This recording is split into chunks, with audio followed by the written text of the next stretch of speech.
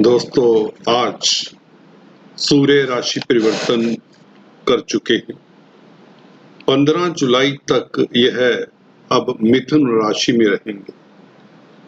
पूरा एक महीना सूर्य आपके कर्म के भाव में, दशम भाव में गोचर करेंगे, जैसा कि आप देख रहे हैं। परंतु 10th हाउस में, कैरियर के भाव में गुरु पहले से विद्यमान है बुध के साथ। बुध तो 22 तारीख तक ही यहाँ पर रह पाएंगे। उसके पश्चात कर्क राशि में प्रवेश कर जाएंगे आपके कुमार ग्रह, आपके राशिपति। दोस्तों, ये दो ग्रह सूर्य और गुरु 15 जुलाई तक इकट्ठे रहेंगे और सूर्य फिर आगे चले जाएंगे 11वें भाव। तो कहने का मतलब 3 सप्ताह तकरीबन सूर्य गुरु का मेल रहेगा और 1 सप्ताह 15 तारीख आज से लेकर 22 जून तक, इस सप्ताह इन तीनों ग्रहों के मेल के कारण आपके लिए स्थितियां कैसी हो सकती हैं, इसके ऊपर हम विवेचना करते हैं। दोस्तों, सूर्य शासन सत्ता के, सरकार के कारक हैं। ज्यादातर उन जातकों की कुंडली में सूर्य केंद्र में या त्रिकोण में होते हैं जिनको सरकार से लाभ होता है या जिनके पिता की अच्छी ख्याति होती है, अच्छा स्टेटस होता है, पिता की मदद रहती है।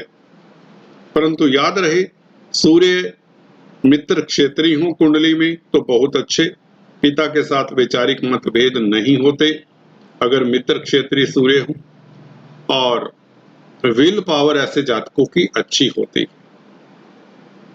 यहाँ पर सूर्य आपकी विल पावर को बढ़ाते हैं, आपके आत्मिक बल को बढ़ाते हैं।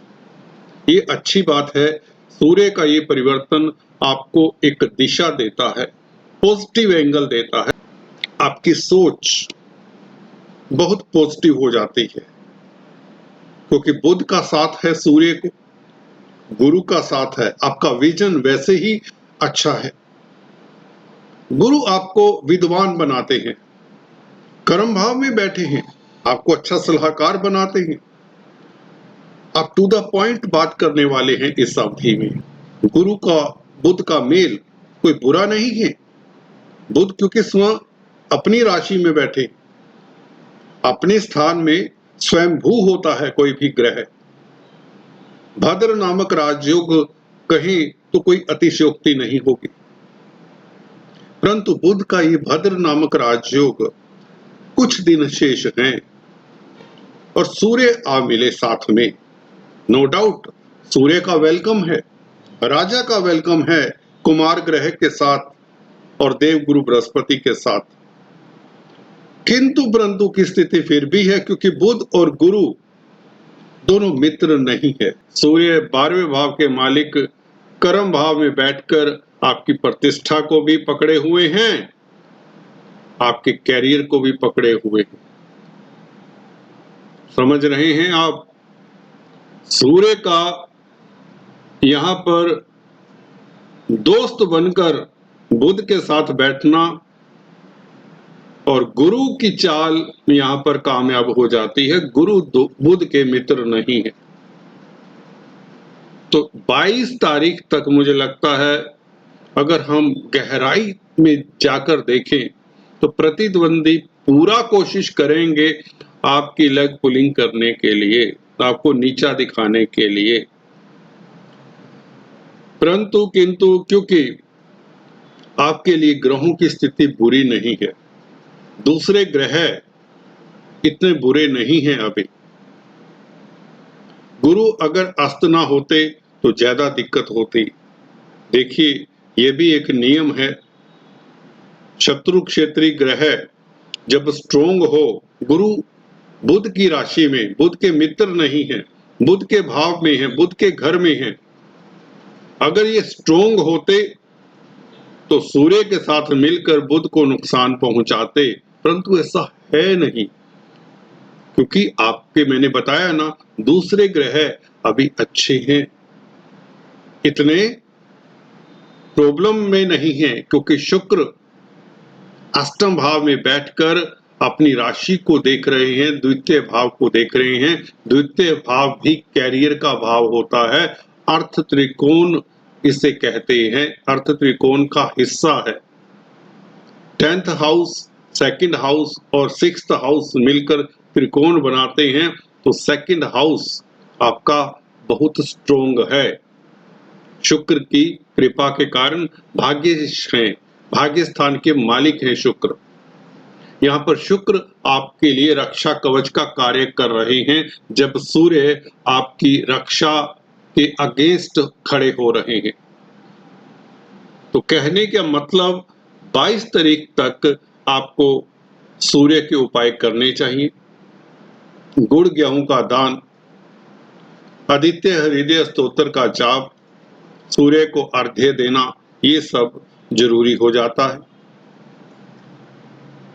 कुल मिलाकर सूर्य का गुरु के साथ संबंध रहेगा। बुध जब आगे चले जाएंगे तो स्थितियां कैसी होंगी 22 जून से लेकर 15 जुलाई तक।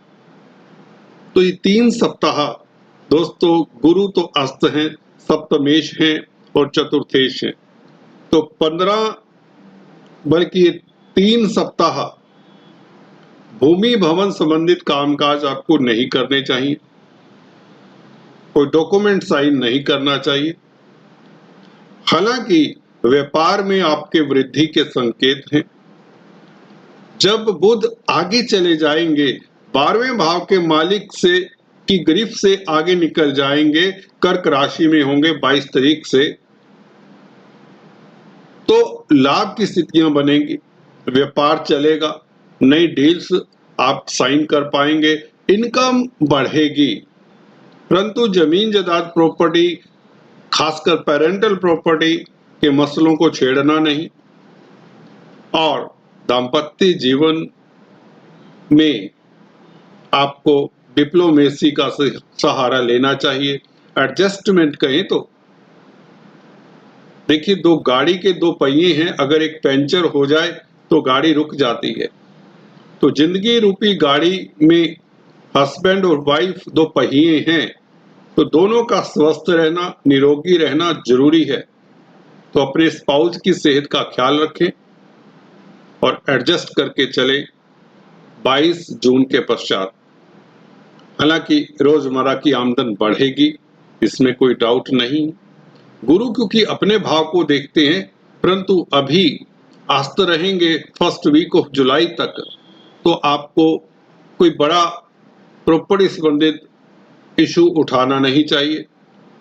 जो प्रॉपर्टी कंसल्टेंट है, प्रॉपर्टी का कामकाज करते हैं, या शिक्षा जगत में हैं, या फाइनेंस का कामकाज करते हैं, थोड़ा धैर्य से आगे बढ़े, बल्कि किसी को धन ना दे, कहीं निवेश बहुत बड़ा ना करें। हल्का फुल्का निवेश करने से कोई दिक्कत नहीं है। तो खर्चों की संभावनाएं कहीं तो हो सकती है। सरकारी तंत्र से 22 तारीख के पूरा महीना, बल्कि आज से लेकर 15 जुलाई तक आपको सजग रहना चाहिए, खासकर जिनका कोर्ट कचहरी में मसला है, या कस्टम, इनकम टैक्स इत्यादि इत्यादि का कोई दिक्कत है, उन्हें थोड़ा सतर्क रहना चाहिए। अदरवाइज ये गोचर 22 जून से और भी बेहतर हो जाएगा, जब सूर्य और गुरु की गिरफ्त से बुध निकल जाएंगे।